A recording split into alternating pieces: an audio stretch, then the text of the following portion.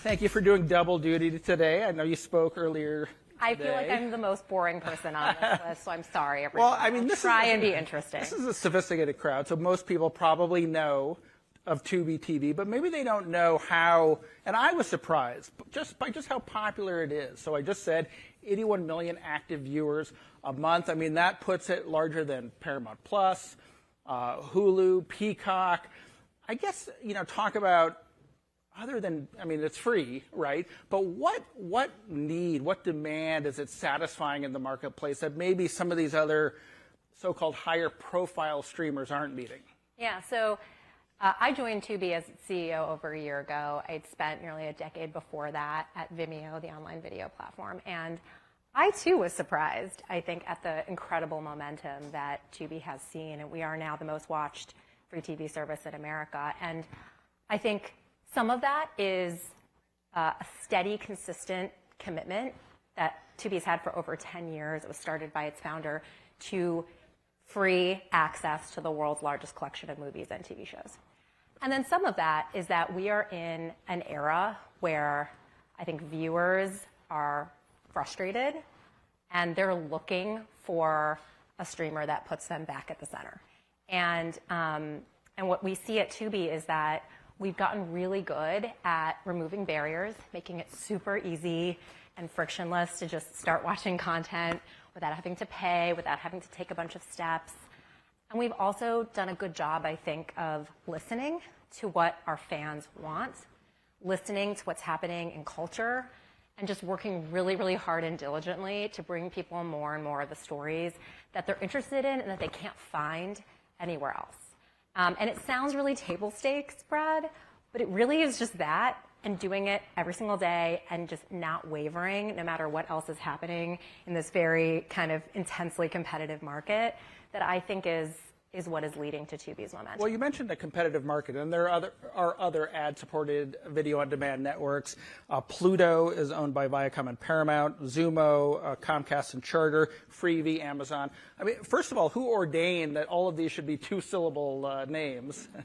That I can't tell you. Yeah, but also, how do you feel like Tubi has been able to differentiate itself in what is, by any measure, a pretty crowded market? Well, first I'll say we define our competitive set, I think, much more broadly. We really think of it as we want to be the entertainment destination of choice for this next generation. And we look a lot at cord cutters, cord nevers, and sort of the younger audiences that are coming online. And our perspective is like we don't think of it as we're competing against this player that has this model. We think of it as we're in an attention economy. And ultimately, people are choosing to spend more of their time on social and gaming in some cases than television. And so it's our job to just raise the bar for what free entertainment looks like. And that's how we have kind of thought about our offering and our value proposition. And so the way I think about it is like, yes, I think you're seeing the tailwinds kind of moving in favor of free ad-supported television. I do think that is something that we will continue to see. But I think that's because the next best alternative for people to spend their time is sometimes just opening up their phone and going on TikTok. And so if we don't find a way to make the offering feel as delightful and easy as that, we will lose in the long term. And so that, I think, is really what we've been doing, and I think it's working. So I mentioned some of your direct rivals, but recently we've seen Amazon get, introduce an ad-supported tier, Netflix. So I guess what is happening to the market? What happens to ad rates, maybe in particular, as more and more of the streaming inventory comes online? So I think on the consumer side, there are absolutely more players that are offering ad tiers. Many of them, though, those are ad tiers once you pay. So to be clear, that's asking consumers to pay to watch ads. My perspective, that's very different than being entirely free. So is there just frustration that is fueling this? People are sick of all the bills, of paying more than they did in the previous regime? I mean, I think that is a factor. When I look at Tubi's audience, over 65% are cord cutters and cord nevers. We see the fastest growth among younger multicultural audiences. And in general, very strong engagement among Gen Z and millennials. And so I suspect it's a bit of both. And then your question on the ad side, I think there's definitely more competition for ad inventory, for sure. We are seeing that pressure. I think everyone saw in the upfront market real pressure on ad rates and CPMs. In Tubi's case, we didn't experience that. We actually had a really strong, or strongest upfront, and really had nice acceleration and double-digit growth. But I think in our case, it is because we were always sort of priced, I'd say, appropriately for this current environment. And, you know, we never invested in, we didn't have the Netflix strategy of like big budget originals, which would historically commanded those higher CPMs. So we've been, I think, more protected, I think, from some of these dynamics. It doesn't mean it's not a very competitive market. But again, I think the key to winning in the market is like keep the viewer front and center and continue to be the most engaging place for them. Well, I want to ask you about originals, but first, as I was preparing, I looked at Tubi and I looked at some of the most watched lists, and some of them really jumped out at me, like the Partridge Family. That is not a show that I have contemplated in many years. Columbo is on the list. You know, don't sleep on Peter Falk. And talk about ones to watch. Fun fact: Columbo is watched. You might think it's like the older generation. We have got a ton of like young Gen Z audiences that are watching this content. How do you account for this? We say it's not nostalgia, it's nostalgia. And by the way, that's obviously not all we have on Tubi. We have hundreds of originals that we go out and produce that we think are very reflective of culture today. And 1 in 4. Another one was TMZ 3-part investigation into UFOs. There you go. I've not watched that one yet. Well, I think, you know, to that point, I think what we're seeing is, so we started with this huge library, and then we don't presume to know what is good. The premise for Tubi is we are not the arbiters of quality.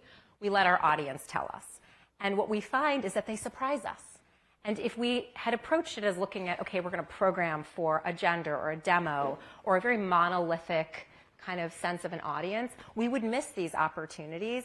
And so what I see is more that I think when we look at audience tastes and preferences and culture, it's just way more multidimensional. It's moving fast. It's moving at the speed of TikTok.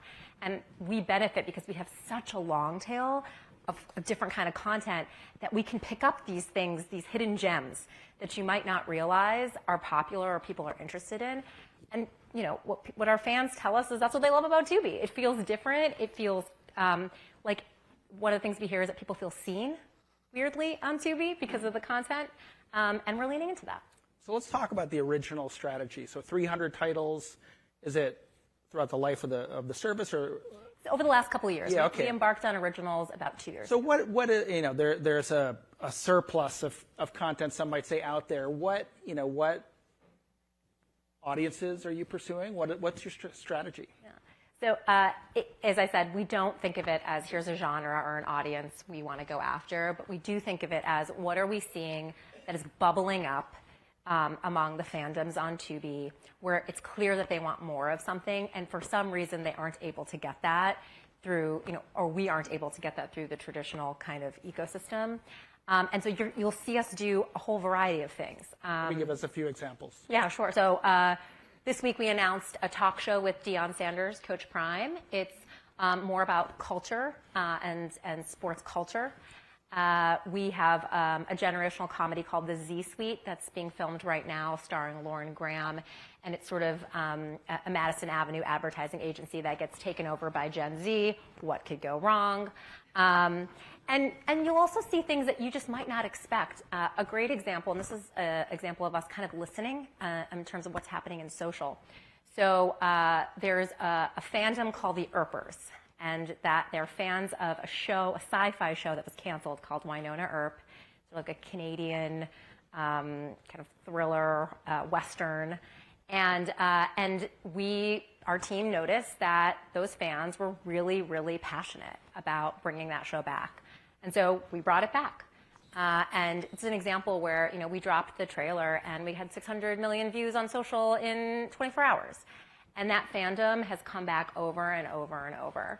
And so that's why I say, you know, for us, it's not about trying to find one show that's going to speak to everyone. It's about recognizing that what Tubi does well is we help stories find their audience. And we want to keep doing that over and over and over and over. And that's how we think about our originals. Films as well? Yes. In fact, one of the interesting things is there's a Variety Illuminate, they do the top 10 movies of the week charts. And I think we had a Tubi original movie 4 times in the last quarter make those charts, and they're titles you might not have heard of, right? Like Bloodline Killer, Robin, The Assistant 2. These are examples of content where we're working with sometimes independent, homegrown creators. It's stories that aren't going to be in the box office, but they absolutely resonate on our platform. Well, speaking of the box office, would you ever consider bringing a Tubi original into theaters?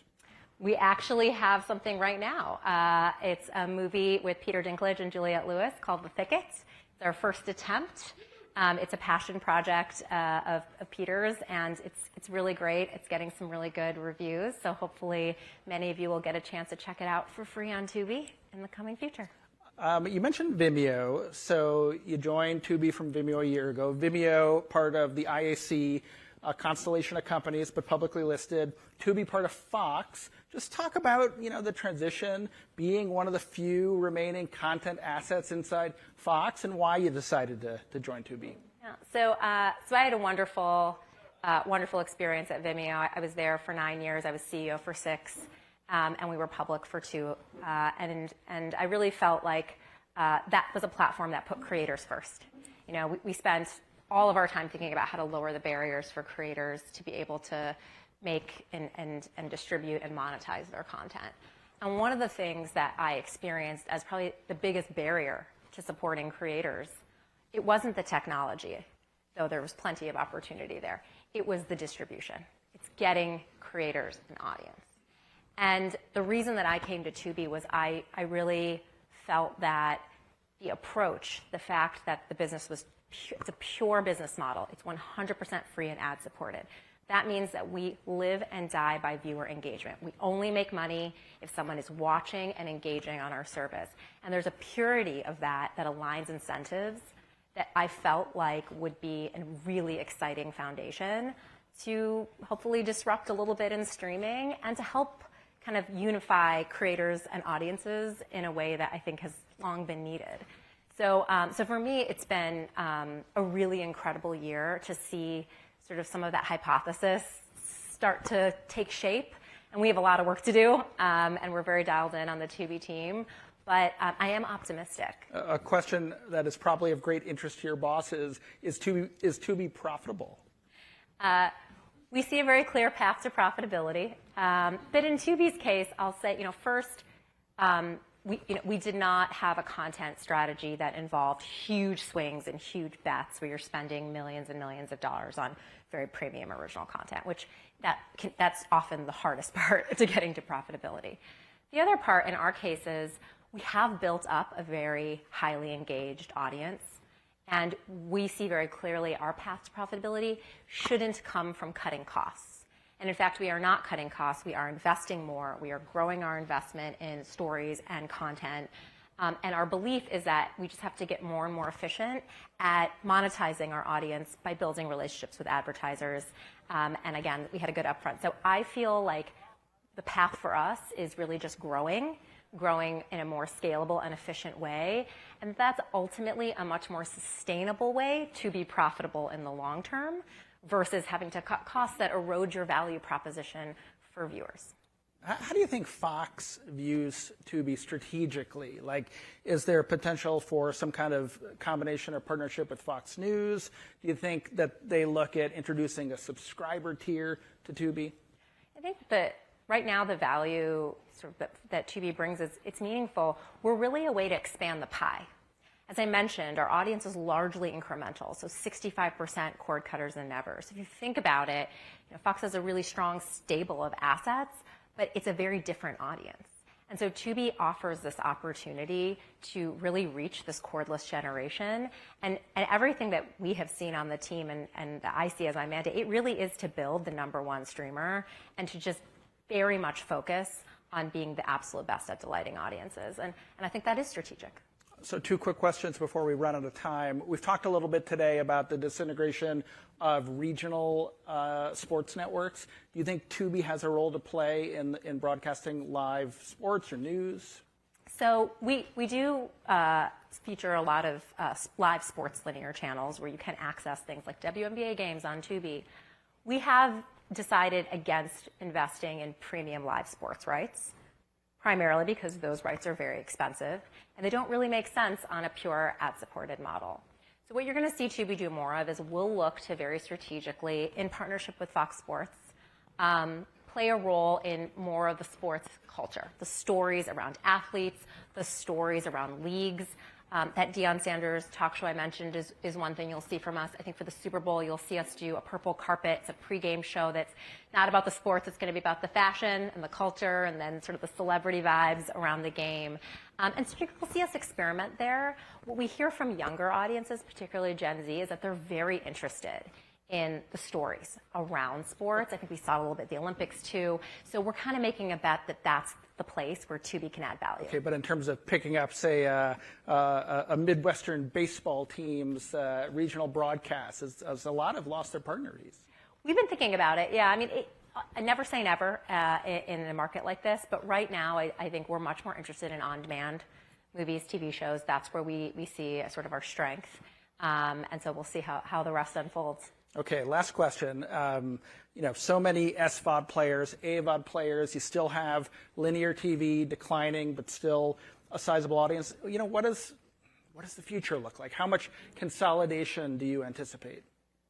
I mean, I think there will be some consolidation, and certainly there are some challenges ahead. But I see more opportunity than challenge. And as I said, I think the addressable market for us is actually really big because it is the attention economy. And yes, that's a competitive space, but there's still room for disruption. And I'm really excited about the opportunity to bring more diversity in storytelling, more unique stories from more unique storytellers. I think we're at a place right now in the industry where the time has come where we can do things like that. And Tubi is experimenting here. We just launched the first fan-fueled studio in streaming, where we actually have people, putting out their projects, and we'll greenlight them based on fan feedback. Issa Rae's partnering with us on that. And there's just so much there to still be kind of figured out. So I'm optimistic. I think you're going to see overall the viewer experience is going to become the key differentiator, and I think that's ultimately a good thing. All right. Well, Anjali, I'm going to go catch up on my Columbo. Check out Buffy the Vampire Slayer. I watched it in its time. Yeah. Thank you. Thank you.